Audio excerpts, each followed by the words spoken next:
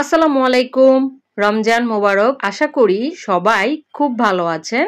আমার লাস্ট ভিডিওতে বলেছিলাম গাছের এমন একটা খাবার আমি দেখাবো যে খাবারটা গাছে দিলে রমজানের পুরো একটা মাস গাছের খাবার নিয়ে আর টেনশন করতে হবে না। যেহেতু আমরা ছাদ বাগানে সপ্তাহে একদিন কোনো কোনো ক্ষেত্রে এই যে দেখুন আমার এখানে কত লাউ ধরে আছে, এইসব গাছের জন্য সপ্তাহে 2 দিন খাবার দিতে হয়। রমজান মাসে আমরা সবাই খুব ব্যস্ত থাকবো, এই সময় ছাদ বাগানে এসে এত টাইম দেওয়া আমাদের সম্ভব হবে না। তাই এই সময় গাছে এমন একটা খাবার দিয়ে দিব যেটা পুরো রমজান মাস এই একটা খাবার আর একবার দেয়াতেই চলে যাবে। দেখুন মাশাআল্লাহ করে আমার গাছে কতগুলা লাউ হয়ে আছে। তবে আজকে যে গাছে খাবারটা দিব এই খাবারগুলো এই ধরনের ছোট ছোট চারায় দেয়া যাবে না। আর অবশ্যই খাবারটা বড় বড় বস্তা, ড্রাম বা যে কোনো বড় বড় টবে আমরা ব্যবহার করতে পারবো। ছোট ছোট টবগুলোতে ব্যবহার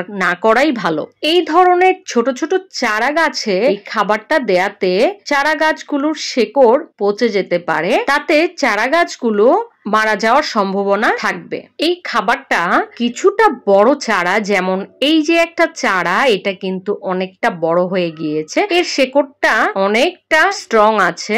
আর যে আরো বড় বড় যেই গাছ, লতানো গাছ হলে তো কথাই নেই, যে কোনো বড় গাছে এই খাবারটা দেওয়া যাবে। দেখুন এখানে আরেকটা লাউ ঝুলে আছে, আলহামদুলিল্লাহ। অর্গানিক সারের কারণে এত এত গাছে লাউ এসেছে। আমার চ্যানেলে দ্রুত ফুল ফল আসবে এমন অনেক অর্গানিক সারের ভিডিও আছে, আপনারা চাইলে আমার চ্যানেলটা ঘুরে আসতে পারেন। আশা করি আপনাদের খুব ভালো লাগবে। আজকে আমি আমার এই গাছের খাবারটা এই গাছে দিব, এই গাছেও দিব।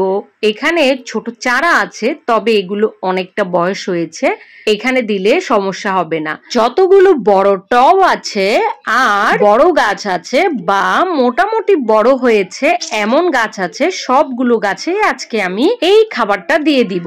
আর এই বেগুন গাছেও দিব। বেগুন গাছের সবগুলো বেগুন হারভেস্ট করে ফেলেছি। এই একটা বেগুন আমি বীজের জন্য রেখে দিয়েছি, একদম পেকে কিন্তু হলুদ হয়ে গিয়েছে। কিছুদিনের মধ্যে এটা হারভেস্ট করে নিব। তবে এই যে ডাটা শাক আছে বা যে কোনো শাক জাতীয় যেই টবগুলো আছে সেখানে আমি দিব না, কারণ এই গাছগুলাতে প্রয়োজন পড়ে না খুব একটা খাবারের। শাক জাতীয় যে কোনো গাছ এমনিতেই বড় হয়ে যায়। এই পাশটার এই ছোট ছোট টবগুলো, এখানে কিন্তু আমি খাবার দিব না। ছোট টবগুলোতে মাটি অল্প থাকে, সেক্ষেত্রে খাবারটা দেয়া যাবে না। তো চলুন এখন খাবারটা দেওয়ার জন্য টব প্রস্তুত করে নিই। টবের এক সাইড থেকে আমি কিছুটা মাটি সরিয়ে নিব, একটা গর্তের মতো করে নিব। এটা হচ্ছে আমার লাউ গাছের টব। প্রচুর পেঁয়াজের খোসা দেয়া আছে, তবুও আমি খাবার দিয়ে রাখবো, কারণ লাউ গাছে প্রচুর খাবার লাগে। আর এখন রোজা রেখে ছাদে এসে হয়তো বা গাছে পানি দিয়ে যেতে পারবো চটপট করে, কিন্তু এত সময় নিয়ে গাছে বিভিন্ন খাবার দেওয়া সম্ভব হবে না। আর এটা আমার আরেকটা লাউ গাছের টব, এই টবটাতেও আমি খাবার দিয়ে দিব। এখানে সাদা সাদা দেখতে পাচ্ছেন মাটিতে, এটা কিন্তু ফাঙ্গাস ভেবে ভুল করবেন না, এটা কোনো ফাঙ্গাস না, এটা ডিমের খোসার গুঁড়া। কিছুদিন আগেই আমি গাছে দিয়েছিলাম, তাই এখনো এটা দেখা যাচ্ছে মাটির সাথে পুরোপুরি মিশে যায়। দুইটা লাউ গাছের টব থেকে আমার এক সাইড থেকে মাটি সরিয়ে নেওয়া হয়ে গিয়েছে। আর এখন যেটা দেখাচ্ছি এটাই হচ্ছে সেই গাছের খাবার, যেটা আমি এখন গাছে দিয়ে দিব। এখানে আছে বিভিন্ন মাছের ময়লা। মাছের ময়লা বলতে মাছের যে অংশগুলো আমরা ফেলে দেই সেই অংশগুলো, আর সাথে মুরগির নাড়ি ভুড়ি, এইরকম অনেক কিছু আমি রেখেছি গাছে দেওয়ার জন্য। রমজানে আমাদের সবার বাসাতেই মোটামুটি মাছ মাংসের বাজার করা হয়েছে, তো সেগুলো যদি আমরা এখন গাছে দিয়ে দিই তাহলে কিন্তু রমজান মাসে আমাদের কষ্ট করে গাছের বিভিন্ন সার দিতে হবে না। এই খাবারটা গাছে দিলে গাছের কিন্তু অনেক উপকার হবে। তো চলুন এই খাবারটা দেওয়ার আগে সাথে আর কি করতে হবে সেটাও দেখিয়ে দিচ্ছি। এই যে এটা হচ্ছে হলুদের গুঁড়া। গাছে মাছের ময়লা বা মুরগির ময়লা দেওয়ার পর পিঁপড়া বা যেই কোনো ছত্রাকের আক্রমণ হতে পারে, পোকামাকড় হতে পারে, তাই আমরা এটা দেওয়ার পর তার ওপরে কিছুটা হলুদের গুঁড়া দিয়ে দিব। এখন আমি গাছে দিয়ে দিচ্ছি। দেখুন খাবারটা মাটিতে দেওয়ার পর একটু চেপে দিব। আর মাটিটা কিন্তু আপনারা অবশ্যই একটু গর্ত করে নেবেন, বেশ অনেকটা গর্ত করে নেবেন। সাধারণত ভালো করে গর্ত করে মাটি দিয়ে চাপা দিলে তখন কিন্তু হলুদের গুঁড়া বলেন বা যে কোনো ছত্রাকনাশক বলেন কিছুই প্রয়োজন পড়ে না।